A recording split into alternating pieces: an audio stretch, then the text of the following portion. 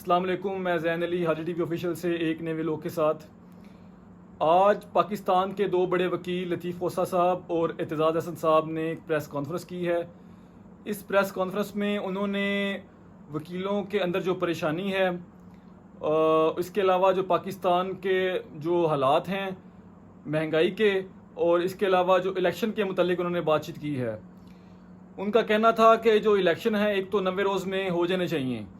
इसके अलावा जो लतीफ़ खोसा साहब हैं, इन्होंने और एतज़ाज़ हसन साहब ने पाकिस्तान में वकला तहरीक का आगाज़ का ऐलान कर दिया है। लतीफ़ खोसा साहब का कहना था कि ये जो वकला तहरीक है इसका आगाज़ पेशावर से किया जाएगा। इसके अलावा लतीफ़ खोसा साहब ने कहा है कि इमरान रियाज साहब जो कि मशहूर सहाफ़ी थे, उनको 115 दिन से गायब हैं, और उनके अलावा और भी बहुत से लोग हैं जो मंजर से गायब किए हुए हैं। इसमें लतीफ़ खोसा साहब ने कहा है कि जो ये तहरीक है इसमें ना सिर्फ इमरान रियाज साहब बल्कि वो लोग जिनको गायब किया गया था इनको भी याद किया जाएगा और इनकी रहाई के लिए एक मुतालबा किया जाएगा। लतीफ़ खोसा साहब को कहना था कि इमरान रियाज साहब के वालिद साहब कुछ दिन पहले उन्हें मिले हैं और उनके वालिद साहब को किसी ज़राए से पता चला है कि इमरान रियाज साहब अभी ज़िंदा हैं और खैर व आफियत से हैं। इससे पहले बहुत से जो हमारे सहाफ़ी थे वो उनका कहना था कि इमरान रियाज साहब को खुदा न खास्ता मार दिया गया है। ज़राए का कहना है कि आपको पता है कि 2007 में एक वकला तहरीक का आगाज़ किया गया था मुशर्रफ दौर के अंदर, और इसमें जो मुशर्रफ दौर के अंदर जो आगाज़ किया गया था इसमें मुशर्रफ हुकूमत को बहुत ज़्यादा नुकसान पहुँचाया गया था।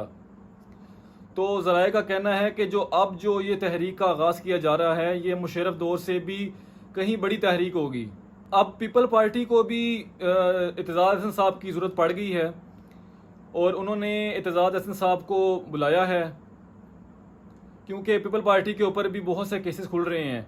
और जो एतज़ाज़ हसन साहब हैं, ये आप सबको पता है कि ये मुल्क के मशहूर वकील हैं और वकीलों में उनकी बात सुनी जाती है और एक वो अच्छा मशवरा देते हैं अपनी वकालत के लिहाज से। दूसरा, एतज़ाज़ हसन साहब ने कहा है कि इमरान खान साहब ने आलमी अदालत से किसी किस्म का कोई रजू नहीं किया और ना उन्होंने किसी किस्म का कोई वकील इसके लिए हायर किया है। लेकिन लतीफ़ खोसा साहब जो कि इमरान खान साहब के वकील हैं, उन्होंने कहा है कि इमरान खान साहब ने उन्हें बताया है कि उन्हें हो सकता है कि उन्हें अटक जेल में ही मार दिया जाए। अच्छा जी, आपको इस बात का तो पता है कि नून लीग और पीपल पार्टी और बाकी जो 16 जमातें हैं छोटी छोटी, उन्होंने इमरान खान साहब ने जो 3.5 साल हुकूमत की उनके दौर में उन्होंने एक मनसूबा बनाया और उस मनसूबे के तहत इमरान खान साहब की हुकूमत को गिरा दिया गया। आपको पता है कि उनका जो ऐलान था, जो उनका जो मंशूर था वो ये था कि हम जी महंगाई के ख़िलाफ़ आ रहे हैं, और जब इमरान खान साहब की हुकूमत गिराई गई तो उनका ये था कि लोग बाहर नहीं निकलेंगे। लेकिन आपने देखा कि पिछले 75 साल में लोग इस तरह बाहर नहीं निकले जिस तरह इमरान खान साहब की हुकूमत गिराने पे लोग बाहर निकले हैं। फिर आपने देखा कि उनका जब ये मनसूबा नाकाम हो गया तो उनका एक मनसूबा एक और बना कि अब इमरान खान साहब की गवर्नमेंट गिराने से तो उनको फ़ायदा हासिल नहीं हुआ खातिर ख्वाह, तो उन्होंने क्या किया कि इमरान खान साहब को अब नहल करवाया जाए। तो इमरान खान साहब को नहल करवा दिया गया, लेकिन उससे भी इनको कोई ख़ास फ़ायदा नहीं हुआ, बल्कि उनकी पॉपुलैरिटी में, इमरान खान साहब की जो पॉपुलैरिटी में और मज़ीद इजाफा हो गया। तो उन्होंने कहा इससे भी कोई फ़ायदा नहीं हो रहा, तो अब एक काम ये करते हैं कि अब इमरान खान साहब को जेल में भिजवा दिया जाता है। तो तीसरे मकसद पर काम शुरू हो गया, तो अब इमरान खान साहब को जेल में भिजवा दिया गया।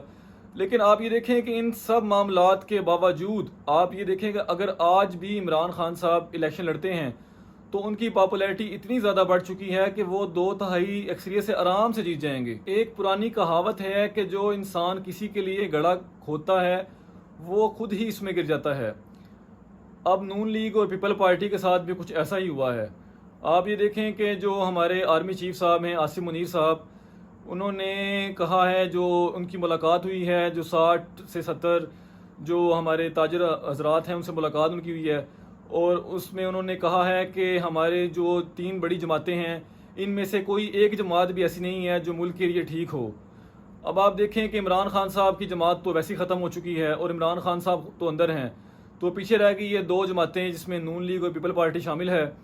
तो अब मेरा ख्याल है कि इन दोनों के ख़िलाफ़ अब ये क्रैकडाउन शुरू किया जाने का ख़तरा है। इस सिलसिले के लिए अब जो इस्टेब्लिशमेंट है वो जस्टिस फ़ाइज़ ईसा साहब का इंतज़ार कर रही है। जस्टिस फ़ाइज़ ईसा जो कि कुछ दिन में चीफ जस्टिस ऑफ पाकिस्तान तैनात हो जाएंगे तो हो सकता है, ज़राए का कहना है कि उसके बाद कुछ बड़े फैसले किए जाएंगे जो मुल्की मफाद में कुछ बेहतर होंगे।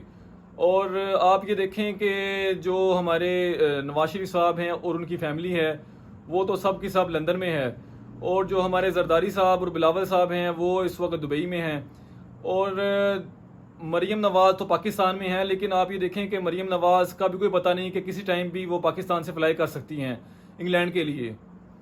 और आप ये देखें कि जरदारी साहब के जो वर्कर्स हैं, जो पार्टी है, उन्होंने जरदारी साहब को कहा है कि आपने पाकिस्तान में नहीं आना, क्योंकि जरदारी साहब के खिलाफ भी कुछ केसेस का आगाज़ कर दिया गया है। आर्मी चीफ साहब ने जो मुलाकात की थी ताजरों के साथ, जो ताजर बरादरी के साथ उनकी मुलाकात थी, उसमें आर्मी चीफ साहब ने कहा था उनसे कि पाकिस्तान में एक बहुत बड़ी इन्वेस्टमेंट वो ला रहे हैं निगरान हुकूमत के साथ मिलकर। तो जिसमें उन्होंने कहा था कि सऊदी अरब जो है वो $25 अरब पाकिस्तान में इन्वेस्ट करना चाह रहा है, और जो दूसरे ममालिक हैं वो टोटल मिला कर उनका कहना था कि $100 अरब तक इन्वेस्टमेंट पाकिस्तान में आ सकती है। और जो निगरान हुकूमत है उनका जो वज़ीर ख़जाना साहब थे, उन्होंने कहा था कि हम पाकिस्तान की एक्सपोर्ट को $78 अरब तक लेके जाएंगे। लेकिन इससे पहले आर्मी चीफ साहब ने ये भी कहा है कि क्योंकि आपको पता है चीफ जस्टिस साहब जो नए आने वाले हैं, उनके आने के बाद कुछ फैसले किए जाएंगे जिसमें ये कि एक सख्त क्रैकडाउन किया जाएगा जिन लोगों ने करप्शन की है। स्पेशली आप ये देखें कि 16 माह के अंदर जो मुल्क का इन्होंने हाल किया है, तो मुझे लगता है कि आर्मी चीफ साहब इसके लिए कुछ बहुत सख्त एक्शन लेने वाले हैं। इस सिलसिले में आप ये देखें कि पीपल पार्टी के लोग जो उनसे हैं, कुछ वर्कर्स हैं, इस तरह शाजिया मरी साहब का नाम सुना है कि उनके घर में जो नैब ने रेड की है और अरबों रुपया वहाँ से बरामद हुआ है। इसके अलावा जो खुर्शीद शाह साहब हैं, उन्होंने कहा है कि अगर हम पर हाथ डाला गया और अगर हमें पकड़ा गया किसी केस के अंदर तो फिर हम भी चुप नहीं रहेंगे। अब अल्लाह जानता है इनके पास कौन सी ऐसी चीज़ है जिसके लिए वो कह रहे हैं कि हम चुप नहीं रहेंगे और हम भी वो सब राज फशा कर देंगे। अच्छा जी, निगरान हुकूमत ने एक ऐलान किया था कि हम आवाम को रिलीफ देने वाले हैं। तो वो रिलीफ ये था कि जो बिजली के जो बिल हैं इसमें रिलीफ दिया जाना था, क्योंकि बिजली के बिल इस दफ़ा लोगों को बहुत ज़्यादा आए हैं। तो वो रिलीफ का तखमीना लगाया गया कुछ $6.5 अरब, लेकिन बाद में अब ये पता चला है कि ये $14 अरब का तखमीना था। तो ये IMF के पास ले जाया गया कि हम आवाम को ये बिजली के बिलों में रिलीफ देना चाहते हैं। तो IMF ने कहा कि आप ये जो बिजली के बिलों में $14 अरब रुपए का रिलीफ दे रहे हैं, ये आप पैसे कहाँ से देंगे। तो इनके पास इस बात का कोई जवाब नहीं था कि हम ये पैसे कहाँ से देंगे। तो IMF ने तो इनकार कर दिया है। तो आप ये समझें कि आपको बिजली के बिलों में जो रिलीफ का ऐलान किया गया था वो भी इनकार ही है। तो वो बिजली के बिलों में जो रिलीफ आपको नहीं मिलेगा। अब बात तो ये है कि जो आप कह रहे थे कि हम जी लोगों की ज़िंदगी में तब्दीली लाएंगे, निगरान हुकूमत जो काकड़ साहब ने कहा था, आप तब्दीली क्या लाएंगे। आप तो बिजली के बिलों में रिलीफ तक नहीं दे सकते। आप तो 15 अरब रुपए का सिर्फ रिलीफ नहीं दे सकते आवाम को। अगर वो भी आपने रिलीफ देना है तो उसके लिए भी आपको IMF के पास जाना पड़ता है। तो ये बहुत ही एक मुश्किल और संगीन सूरत हाल है पाकिस्तान के लिए। सब मामलात का जो बेहतरीन हल है वो ये है कि आप निगरान हुकूमत और इलेक्शन कमीशन मिलकर इलेक्शन करवाएं, क्योंकि जब तक इलेक्शन नहीं होंगे पाकिस्तान के मसाइल का हल नहीं हो सकता। जो अब नई हुकूमत आएगी इलेक्शनों के बाद, वो ही कुछ फैसले कर सकती है और वो कुछ बड़े डिसीजन भी ले सकेगी।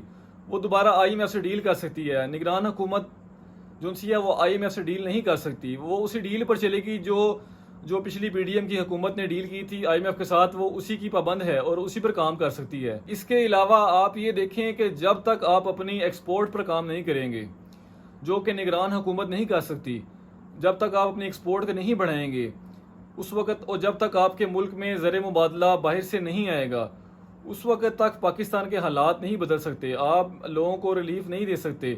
जब तक एक्सपोर्ट नहीं बढ़ेगी, नई इन्वेस्टमेंट नहीं पाकिस्तान में आएगी, नई फैक्ट्रियाँ नहीं खुलेंगी। अब तो पुरानी फैक्ट्रियाँ सारी बंद हो रही हैं, नई तो बात ही खुलनी है। तो जब तक इन्वेस्टमेंट नहीं आएगी, लोगों को रोज़गार के मौके नहीं मिलेंगे, लोगों की मुश्किलात आसान कैसे हो सकती हैं। अगर तो हम चाहते हैं कि हमारा जो मुल्क है वो तरक्की कर जाए, तो हमें एहतसाब को मजबूत करना होगा। हमें ये नहीं सोचना होगा कि वो बड़ा आदमी है, नवाज शरीफ है, वो जरदारी है, वो इमरान खान है। जिसने जो गलती की है उसको उसकी सज़ा मिलनी चाहिए, वरना पाकिस्तान कभी भी तरक्की नहीं कर सकता। इसके लिए बेशक जो हमारे आर्मी चीफ साहब जितना मर्जी सख्त एक्शन ले लें आप, जब तक आप कोई मजबूत पाया अमल कोई ऐसा काम नहीं करेंगे जिससे एक सख्त कानून बना दिया जाए, जैसे अगर कोई बंदा करप्शन करता है तो उसके लिए एक सख्त कानून बनाया जाए, उसको सख्त से सख्त सज़ा दी जाए, उस वक्त तक आप करप्शन पर काबू नहीं कर सकते, करप्शन को कंट्रोल नहीं कर सकते। तो इस करप्शन जो पाकिस्तान की तरक्की में जो मेन रुकावट है वो करप्शन है, और इसको कंट्रोल करने के लिए कोई मजबूत लाएअमल इख्तियार करना होगा, उसके बगैर पाकिस्तान तरक्की नहीं कर सकता। चलिए जी, आज के लिए इतना ही। इंशाल्लाह मिलते हैं अपने अगले व्लॉग में कुछ नई चीज़ों के साथ। तब तक के लिए अल्लाह हाफिज़।